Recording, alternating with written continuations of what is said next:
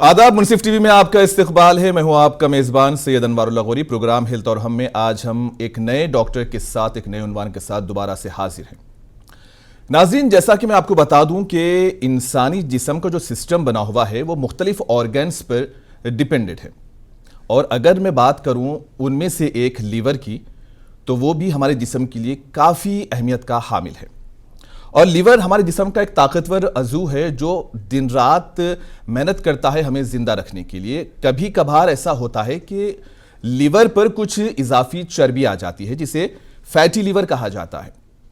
इब्तिदा में या स्टार्टिंग में ये अपना काम शुरू में करता है खामोशी के साथ, लेकिन अगर इसे नज़रअंदाज कर दें तो ये हमारे सेहत के जो निज़ाम है उसको बिगाड़ के रख देता है, और आगे चलकर आहिस्ता आहिस्ता कुछ नए बीमारियों में ये तब्दील हो जाता है।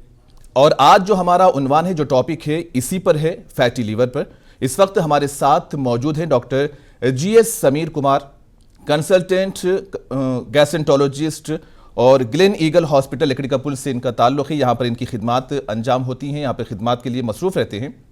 तो आज हम इसी ताल्लुक से, फैटी लीवर के ताल्लुक से खुलकर बात करेंगे। क्या सिम्टम्स होते हैं, क्या ट्रीटमेंट होता है, क्या कॉजेस होते हैं, इस पर हम खुलकर बात करेंगे। अगर आप भी इस बीमारी से जूझ रहे हैं, अगर आपके मन में कोई सवाल है, तो स्क्रीन पर दिए गए नंबर पर आप हमें कॉल कर सकते हैं। आप हमारे इस प्रोग्राम का हिस्सा बनते हुए अपने सवाल को रख सकते हैं, तो डॉक्टर साहब उसका सही तरीके से जवाब देंगे। तो मैं सबसे पहले डॉक्टर जीएस समीर कुमार का हमारे इस प्रोग्राम में वेलकम करता हूं। सर, आपका सबसे पहले तो वेलकम है। Thank you. और मैं प्रोग्राम को आगे बढ़ाने से पहले सर आपसे ये चाहूंगा कि आप थोड़ा सा इंट्रोडक्शन हमारे व्यूअर्स को दे दें।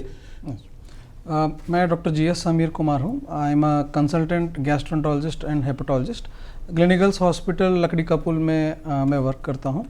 तो basically day in day out मेरा काम लिवर पेशेंट्स को और लिवर रिलेटेड कॉम्प्लिकेशंस को देखना रहता है। तो जैसे आज हमारा डिस्कशन रहेगा मेनली फैटी लिवर डिसीज़ पे रहेगा। So any questions I am open to answer. आप मेरे से पूछ सकते हैं क्वेश्चंस। तो चलिए प्रोग्राम की शुरुआत करते हैं। डॉक्टर साहब से सबसे पहला सवाल ये है कि सर, ये जो फैटी लिवर है, असल ये होता क्या है, क्या किस वजह से होता है? क्या बाज़ लोग कहते हैं कि खान पान सही ना हो, लाइफस्टाइल सही ना हो, तो क्या लाइफस्टाइल से इसका ताल्लुक या डिसीज़ कुछ अलग है?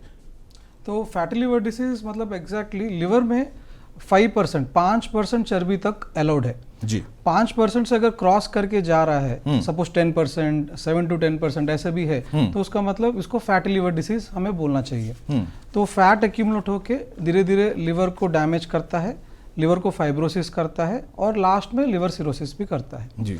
तो ये फैटी लिवर डिसीज के मेनली 2 कारण हैं। उसको हम ब्रॉडली बोल सकते हैं। एक है alcohol associated fatty liver disease, और दूसरा non alcohol fatty liver disease. अभी अल्कोहल फैटी लिवर डिसीज, इसमें बहुत एक्सेसिवली पीते हैं। मैं ये नहीं कह रहा हूँ कि थोड़ा पी सकते हैं, बट जो भी अल्कोहल कंज्यूम करते हैं, डेली लेते हैं, और जो हाई डोज में ले रहे हैं, उनको इफेक्ट करता है। और जो दूसरा है non alcoholic fatty liver disease, उसमें जनरली ये सेडेंटरी लाइफस्टाइल, जो बहुत मोटे हैं, ओबेसिटी से जूझ रहे हैं, जिनको डायबिटीज है, हाइपरटेंशन, थायराइड के प्रॉब्लम, कोलेस्ट्रॉल का प्रॉब्लम है, जो जंक फूड ज़्यादा खाते हैं, इनमें देखा जाता है। और दोनों मिलके इफेक्ट हुआ तो वो सिवियर इफेक्ट रहता है। तो मेनली देखे तो जैसे आपने बोला, सेडेंटरी लाइफस्टाइल, जंक फूड खाना, शुगरी आइटम्स खाना, वर्कआउट नहीं करना, ये मोस्ट कॉमन रिस्क फैक्टर्स है non alcoholic fatty liver disease, non alcoholic fatty liver के लिए। ओके सर, ये लोग किस तरह से मतलब को फील करते हैं कि उनका लीवर खराब है, उनके लीवर पे फैटी लिवर है, उनका लीवर फैटी लिवर है, तो किस तरह से वो लोग महसूस करते हैं? क्या सिम्टम्स होते हैं इब्तिदा में?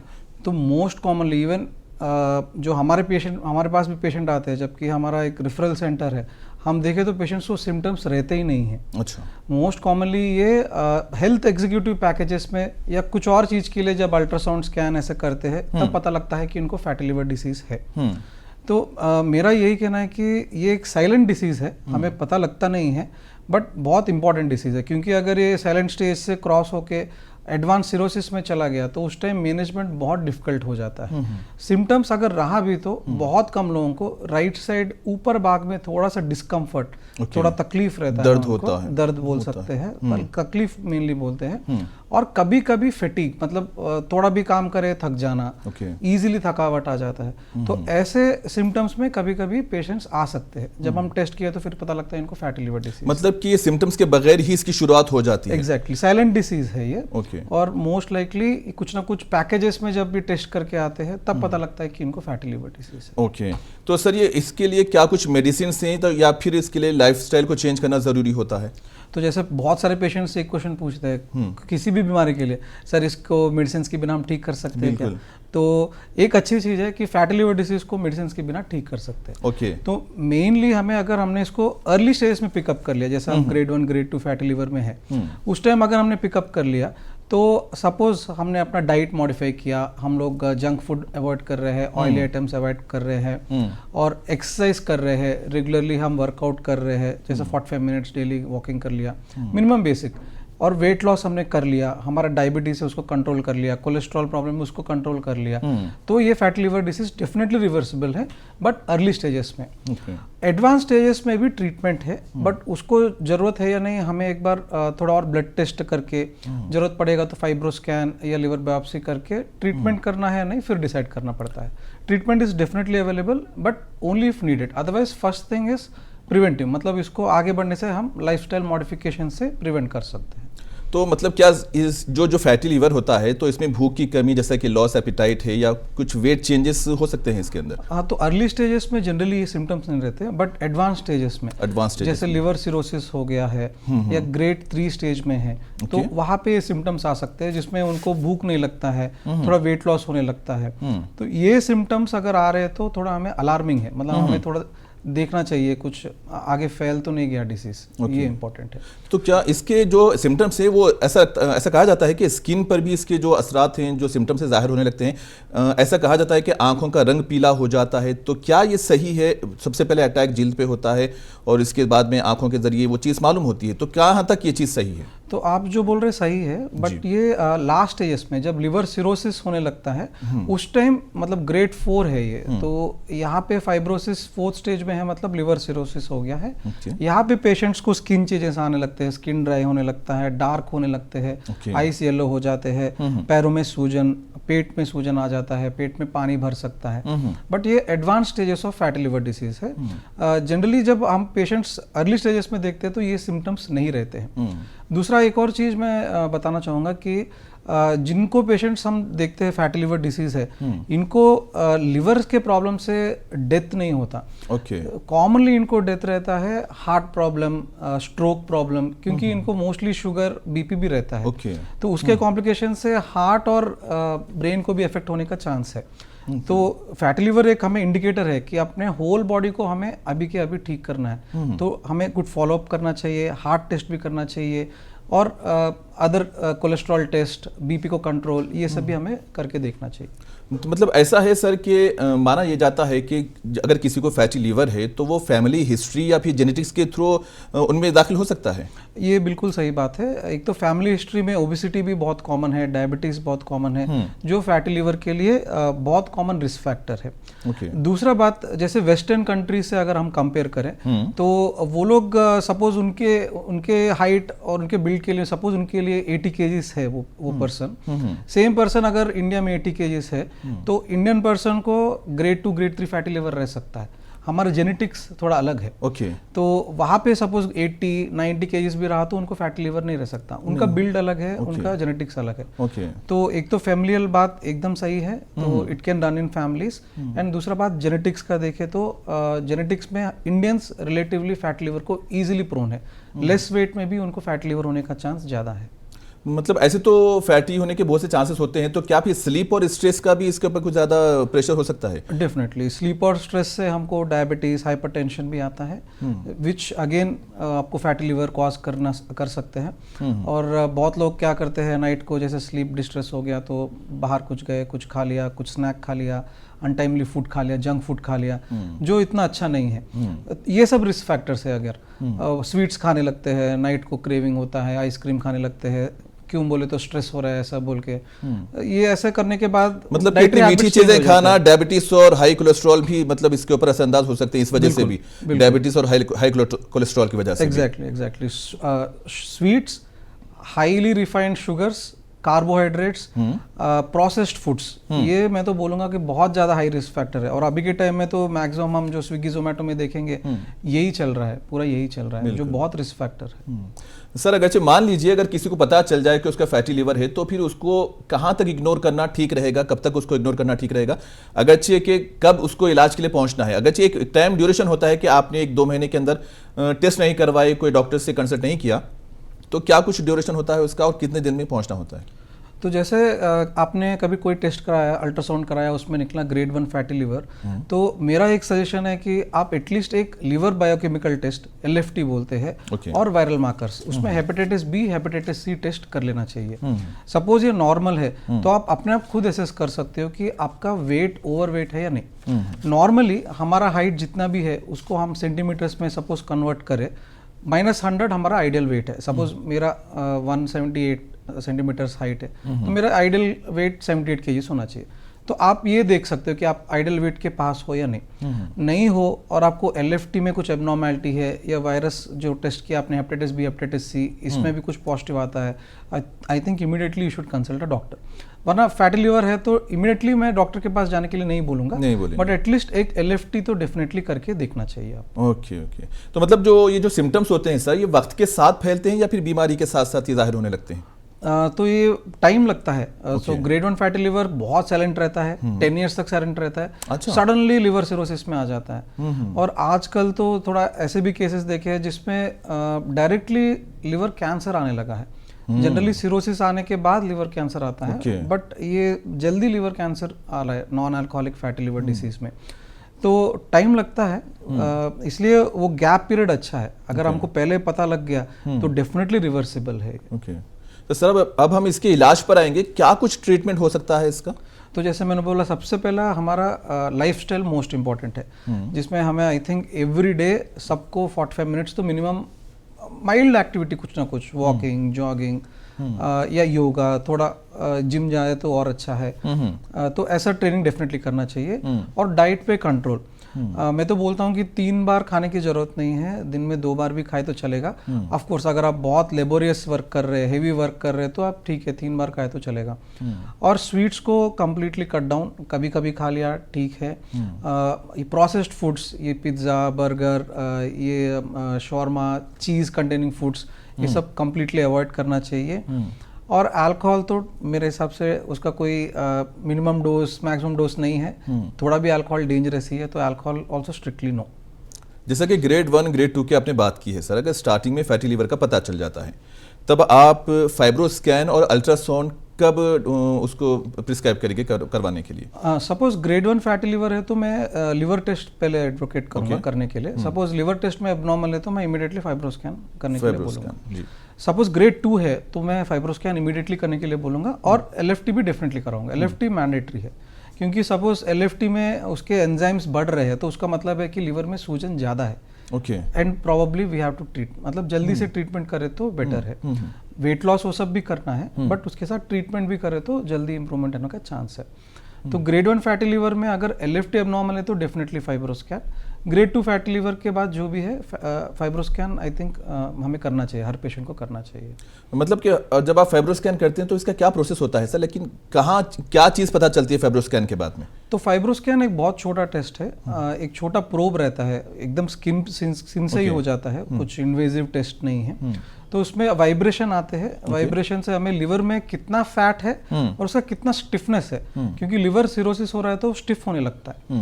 एक तो स्टिफनेस वैल्यू पता लगता है और फैट कंटेंट भी पता लगता है। तो ये दोनों पैरामीटर देख के हम डिसाइड कर सकते हैं कि कौन सा स्टेज में इनको लिवर डैमेज है। सपोज फाइब्रोसिस ज्यादा है तो उसका ट्रीटमेंट अलग रहेगा, ओनली फैट ज्यादा है तो उसका ट्रीटमेंट अलग रहेगा। मैं आपको कुछ देर के लिए रोकूंगा सर, इस वक्त हमारे साथ एक कॉलर जुड़ चुके हैं, हम उनसे बात करेंगे क्या कुछ उनका मसला है। जी हेलो सर, मेरे को एक क्वेश्चन था। जी, पहले आपका नाम बताएं, और आप कहां से बात कर रहे हैं? जी, मैं समीर बात कर रहा हूँ, ओल्ड सिटी।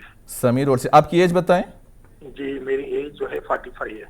मसला आपके ताल्लुक है या किसी के ताल्लुक से आप पूछना चाहते हैं? नहीं, मेरा ओन ताल्लुक से। ओके ठीक है, सवाल रखें। जी, सवाल मेरा ये है कि ये फैटी लीवर की वजह से डाइजेशन पे कुछ इफेक्ट होता है क्या?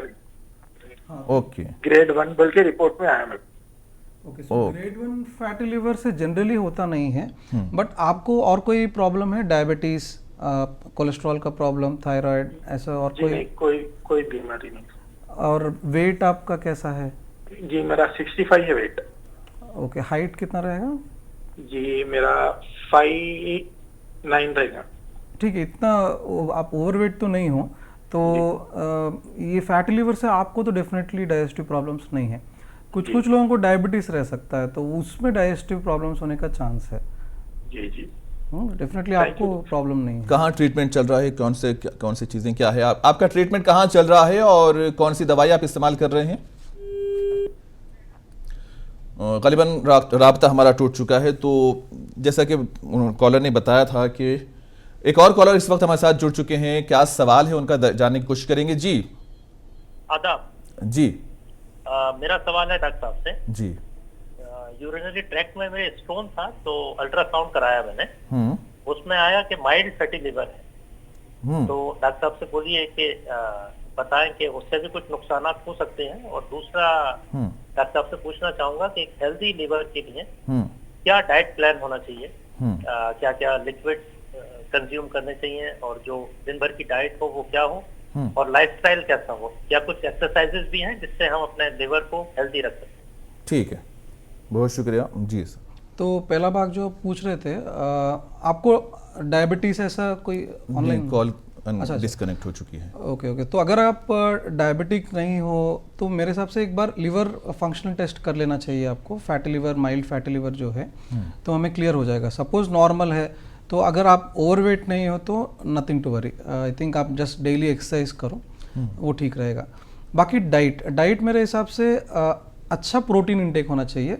आइडियली 1 ग्राम पर केजी दिन का प्रोटीन इंटेक होना चाहिए, मतलब लगभग 45 to 60 ग्राम्स तक अगर प्रोटीन हो गया तो अच्छा है। और वो भी प्रोटीन का सोर्स। एक और कॉलर इस वक्त हमारे साथ जुड़ चुके हैं। जी हेलो जी, अस्सलाम वालेकुम। जी वालेकुम सलाम। जी मेरा नाम सना है और मैं आसिफपुरे से हूँ। जी जी मेरे एक्चुअली ना मेरे नाना को फैटी लिवर की प्रॉब्लम है, ग्रेड 2 की। ओके, के लिए कुछ स्पेशल डाइट रहती या कुछ प्रिकॉशन जो बोलना चाह रहे? अच्छा, उनको और कोई प्रॉब्लम है? Diabetes, hypertension, thyroid? हाँ डायबिटीज है। डायबिटीज कंट्रोल में ही है? नहीं, हर मतलब कुछ भी खाए तो बढ़ जाता जल्दी से। ओके, और वेट कैसा है? थोड़ा वेट नॉर्मल ही है। Normal, okay. तो एक लिवर टेस्ट डेफिनेटली कर लीजिएगा आप, और हेपेटाइटिस बी, हेपेटाइटिस सी का स्क्रीनिंग कर लीजिए। सपोज वो नॉर्मल है तो मेरे हिसाब से आप शुगर को, अपने ग्रैंडफादर के शुगर को अच्छे से कंट्रोल करना चाहिए, क्योंकि शुगर का इफेक्ट डेफिनेटली रहता है। और अगर डेली वो 30 to 45 मिनट्स ऐसे वॉकिंग कर पा रहे हैं तो अच्छा रहेगा। हो सके तो फाइब्रोस्कैन कर लेना बेटर है, क्योंकि ग्रेड 2 फैटी लिवर बोल रहे हैं। तो फाइब्रोस्कैन कर लिए तो हमको बेटर आइडिया रहेगा, क्योंकि उसमें हम क्वांटिफाई कर सकते हैं कितना % फैट है, कितना फाइब्रोसिस है। जी, तो डॉक्टर साहब अब हम आगे चलेंगे। जैसा कि कई कॉलर्स ने हमें कॉल किया है, तो लाइफस्टाइल के बारे में बात कर रहे थे। अगरचे हम बात करें ट्रीटमेंट की, तो ट्रीटमेंट के स्टार्ट करने से पहले डॉक्टर को कौन सी चीज़ें जांचनी चाहिए और मरीजों को किन चीज़ों से एहतियात बरतनी चाहिए जब अगर ट्रीटमेंट स्टार्ट होता है? ओके, फर्स्ट तो पेशेंट्स को सबसे पहले अल्कोहल कम्प्लीटली नो। ओके, वो तो नो है। एंड डाइट का बहुत ध्यान रखना है। Excess fry items, oily items, sugary items जो है, हम कॉटन कैंडी, चीज़ आइटम्स, ये पिज़्ज़ा, बर्गर, जो भी वेस्टर्न डाइट था मेन, वो उसको अवॉइड करना है। मीट ले सकते हैं, बट प्रेफर्ड लीन मीट है, जिसमें फिश, चिकन ये बेटर है, प्रॉन्स बेटर है, एग बेटर है, एग वाइट अच्छा है। एग वाइट, हाँ, तो 2 एग्स सपोज ले रहे तो 1 येलो ले सकते हैं, 2 वाइट ले सकते हैं, ऐसा एक प्लान बना सकते हैं। मतलब ज़्यादा प्रोटीन का इस्तेमाल होना चाहिए। एक्सक्यूज मी, सॉरी जी, एग्जैक्टली। तो protein should be good. Okay, वो इंटेक ज़्यादा रहना चाहिए।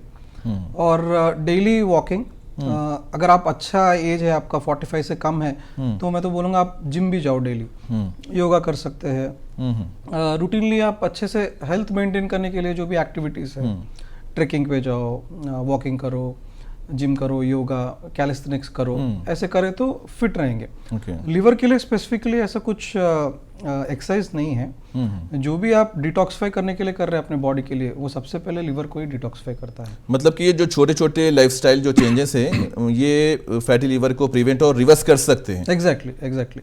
Early stage grade 2 grade 3 fat liver भी रिवर्सिबल है। अच्छा। अब ग्रेड 4 मतलब वो स्टेज अगर फाइब्रोसिस में सेट इन हो गया तो रिवर्सिबल करना थोड़ा मुश्किल है, बट डेफिनेटली वहाँ पे भी कंट्रोल कर सकते हैं। तो लाइफस्टाइल बहुत इंपॉर्टेंट है यार। ओके सर, अगर मान लीजिए ट्रीटमेंट करवाते हैं लेकिन उनकी बॉडी के हिसाब से वो ट्रीटमेंट सही से जुड़ नहीं रहा है, तो ऐसे में क्या फिर वो क्रॉनिक लीवर डिसीज में चेंज हो सकता है?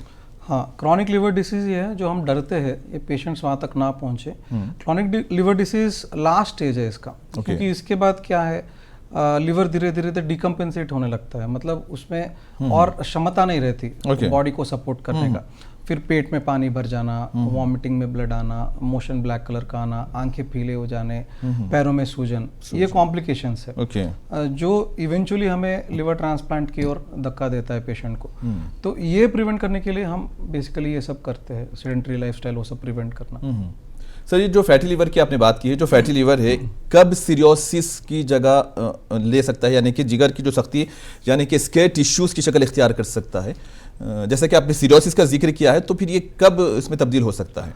तो ऐसा स्पैन नहीं है, कोई भी वेल डिफाइंड स्पैन नहीं है, और कौन कब प्रोग्रेस कर सकता है ये बोलना बहुत मुश्किल है।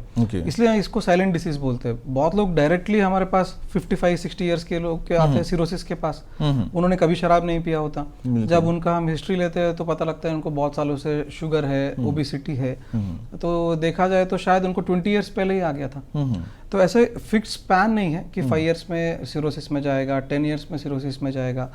बट हाँ, सपोज आपको पता लगा है कि आपको फैटी लिवर है, तो डेफिनेटली उसको आप ट्रैक करना चाहिए। 6 मंथ्स में टेस्ट करो, आपका फैटी लिवर कम हो गया है, नॉर्मल लिवर आ रहा है, तो फिर 2 ईयर्स में भी कर सकते हैं टेस्ट। ओके सर, स्टार्टिंग में जैसा कि आपने अल्कोहलिक और नॉन अल्कोहलिक फैटी लिवर के बारे में बात की थी, तो मैं थोड़ा डिफरेंस जानना चाहता हूँ कि किस तरह से ये इस पर मतलब कि पेशेंट को किस तरह से इसको प्रेशर डालते हैं कि अल्कोहलिक में और नॉन अल्कोहलिक में?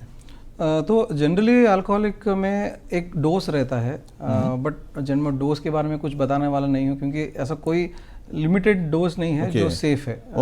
Even 1 drink is harmful to you, may be not for liver but for any other organ. तो मेरा तो यही सजेशन है कि अल्कोहल तो बिल्कुल लो ही मत। बट जो अल्कोहलिक लिवर डिसीज है ये उनमें आता है जो डेली पी रहे हैं for last 10 to 15 years, about 3 to 4 large PACS, मतलब 60 ml लार्ज पैक्स बोलते हैं। अगर ये पी रहे हैं तो ये मेल्स में है।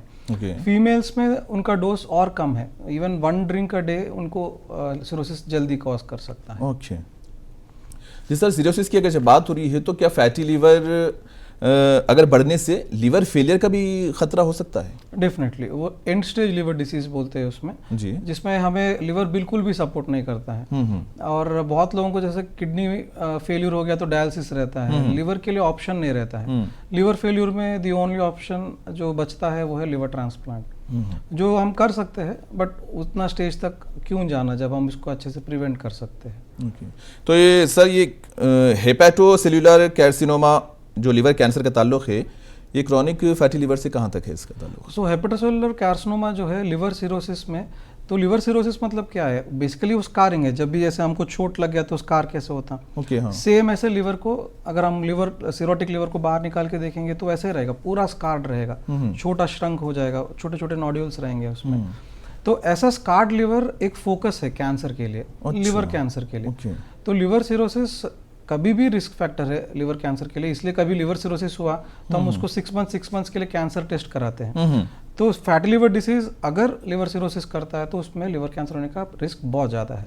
यहाँ पे एक और पॉइंट मैं बताना चाहूँगा, 2 चीज़ें, हेपेटाइटिस बी और non alcoholic fatty liver disease में अर्ली स्टेज ऑफ सिरोसिस में ही लिवर कैंसर होने का चांस है। बाकी बहुत सारे कॉजेस है, बट उसमें लिवर कैंसर लास्ट स्टेज में आता है। But non alcoholic fatty liver disease और हेपेटाइटिस बी, दोनों में कैंसर अर्ली स्टेजेस में आने का रिस्क है। ओके जैसे कि क्रॉनिक फैटी लिवर के मरीजों में अक्सर आपको क्या कॉम्प्लिकेशंस देखने को मिलते हैं? हाँ, तो ज़्यादातर हम फैटी लिवर को देख के बहुत बार कंसंट्रेशन उसी पे रहता है, Okay. बट बाद में पता लगता है कि पेशेंट 6 महीने बाद उसको हार्ट अटैक आया, पैरालिसिस अटैक आया। तो क्योंकि इनको एक तो डायबिटीज कॉमन मिला जाता बिल्कुल, जी है हाँ। और ओबेसिटी रहता है, तो उनको बहुत कॉमनली कार्डियक और न्यूरोलॉजिकल कॉम्प्लिकेशंस बहुत रहते हैं, जैसे फालिश होना, हार्ट का अटैक होना, ये बहुत कॉमनली होता है। तो अगर फैटी लिवर है तो मेरा सजेशन है कि आप अपना कार्डियक और न्यूरोलॉजिकल टेस्ट भी एवेल्युएशन करा लो, एटलीस्ट ईसीजी और 2DA को एक करा के देखे तो बेटर है। तो मतलब कौन से हाई रिस्क पेशेंट्स होते हैं जो क्रोनिक फैटी लिवर में जा सकते हैं? क्रॉनिक फैट लिवर डिसीज जिनको शुगर्स अनकंट्रोल्ड है, जिनको वेट मतलब they are trying to reduce but reduce नहीं हो रहा है, या फिर वेट गेन होए जा रहा है, और कोलेस्ट्रॉल लेवल्स अनकंट्रोल्ड है। तो क्या ये इसका साइड इफेक्ट हो सकता है ऐसे फैटी लिवर का? अगरचे आप रिड्यूस करने की कोशिश करते हैं, जिम करते हैं, वॉक करते हैं, अगरचे कम नहीं होता है, तो फिर किस चीज़ का साइड इफेक्ट माना जाए इसको? बहुत कम पेशेंट ऐसे रहते हैं जो बहुत ट्राई करते हैं बट वेट लॉस नहीं होता है, ऐसे लोग रहते हैं, बट इसमें फैटी लिवर डिसीज का इतना रोल नहीं है ना। रोल नहीं है। हाँ, ऐसे हो रहा है कि आप बहुत ट्राई कर रहे हो फिर भी वेट लॉस नहीं हो रहा है, तो उसके लिए अदर ऑप्शंस है। जैसे हम कुछ प्रोसीजर कर सकते हैं वेट लॉस के लिए, कुछ इंजेक्शंस है अभी वीकली वंस हम अगर दिए तो उससे वेट लॉस हो जाता। अभी बहुत सारे सेलिब्रिटीज हम देख रहे हैं जिनमें एकदम पतले हो गए हैं, वो इंजेक्शन से हुए हैं। तो ऐसे मेडिसिन है, बट ये सब लास्ट रिजॉर्ट है, जब आप ट्राई कर चुके हो, बिल्कुल नहीं हो रहे हो, या आप वेट लॉस करने के लिए आपको नी प्रॉब्लम्स है, बहुत लोग हेवी रहते हैं, उनको ऑस्टियोआर्थराइटिस रहता है, वॉकिंग नहीं कर सकते, तो ऐसे लोगों में हम ये जरिया दे सकते हैं। ओके सर, ये जो क्रॉनिक फैटी लिवर है इसमें लिवर ट्रांसप्लांट सर्जरी के भी चांसेस हैं? Definitely. And stage liver disease मतलब लिवर फेल्यूर जो आप इससे पहले कह रहे थे, अगर वो स्टेज हो गया तो लिवर ट्रांसप्लांट उसका ट्रीटमेंट है। अच्छा। और इनफैक्ट कौन से स्टेज पे करते हैं सर ये? लास्ट स्टेज पे? लास्ट स्टेज, जैसा कि ग्रेड 1 या ग्रेड 2 के अंदर आता है ये? नहीं, ग्रेड 1 ग्रेड 2 तो ओनली फैटी लिवर का कंटेंट बताता है। हाँ। F4 फाइब्रोसिस के बाद जो भी कॉम्प्लिकेशंस आ रहे हैं, मतलब पेशेंट्स को जॉन्डिस हो गया, ब्लड वॉमिटिंग हो रहा है, और उसका इफेक्ट किडनी पे पड़ रहा है, एब्डोमेन में पेट में पानी भर गया है, पैरों में सूजन आ रहा है, तो ये कॉम्प्लिकेशंस आ रहे हैं, तो हम लोग सब टेस्ट एवेल्युएट करते हैं कि यही कारण है और कोई कारण नहीं है। सपोज और कुछ कारण नहीं मिल रहा है, लिवर सिरोसिस ही कारण है, तो फिर ट्रांसप्लांट ऑप्शन है उनके लिए। तो हमारा प्रोग्राम का टाइम भी यहाँ पे ख़त्म होने के कगार पे है। मैं डॉक्टर साहब आपसे एक रिक्वेस्ट ये करना चाहता हूँ कि जो लोग आपसे मिलकर आप से कंसल्ट करके आप अपना ट्रीटमेंट करवाना चाहते हैं, तो आप उन्हें बताएं व्यूवर्स को कि आपको मिलने के लिए उन्हें कहाँ पर आना पड़ेगा और कब आप वहाँ पर अवेलेबल रहेंगे। मैं ग्लेनिगल्स ग्लोबल हॉस्पिटल लकड़ी कपूल में रहता हूँ। मॉर्निंग 9:30 से इवनिंग 5 तक मैं वहाँ पे अवेलेबल रहता हूँ। इन्हीं लिवर रिलेटेड प्रॉब्लम, इन्हीं गट रिलेटेड प्रॉब्लम, आप कभी भी मुझे आके वहाँ पे संपर्क कर सकते हैं। तो बहुत शुक्रिया नाजरीन, आपने हमारे साथ जुड़े और आप इस प्रोग्राम का हिस्सा बने। जैसा कि आपने देखा कि फैटी लिवर के बारे में जो सिम्टम्स, जो अलामतें हैं, उनको बताते हुए उसका इलाज का जो तरीका है उसको किस तरीके से समझाया गया है। जो लोग इस मर्ज से जूझ रहे हैं, जो इससे गुजर रहे हैं, वही इस मर्ज को बखूबी समझ सकते हैं, और जो अपने लाइफस्टाइल को ख़राब करके बैठे हैं उन्हें भी ये एक इंतबाह के तौर पर देखना चाहिए कि अगर हमारा लाइफस्टाइल सही नहीं होगा तो फिर आपको भी फैटी लिवर जैसी बीमारियों में मुब्तला होने का अंदेशा और ख़दशा लगा रहता है। इसी तरह हमारे एक प्रोग्राम का दौरानिया जो टाइम है वो भी ख़त्म होता है, और इसी तरह हम प्रोग्राम के अख्ताम पर आपसे एक बार अपील करते हैं, गुजारिश ये है कि आप अपनी सेहत का ख्याल रखें, अपने लाइफस्टाइल को चेंज करें, क्योंकि सेहत ही आपके लिए सबसे बड़ी अहम है। और तंदुरुस्ती, जैसा कि कहा जाता है कि तंदुरुस्ती हज़ार नेमत है, यकीनन तंदुरुस्ती आपके लिए हज़ार नेमत है। इसी तरह हमें दीजिए इजाज़त। सैयद अनवारुल्लाह गौरी को और सारी टीम को आदाब।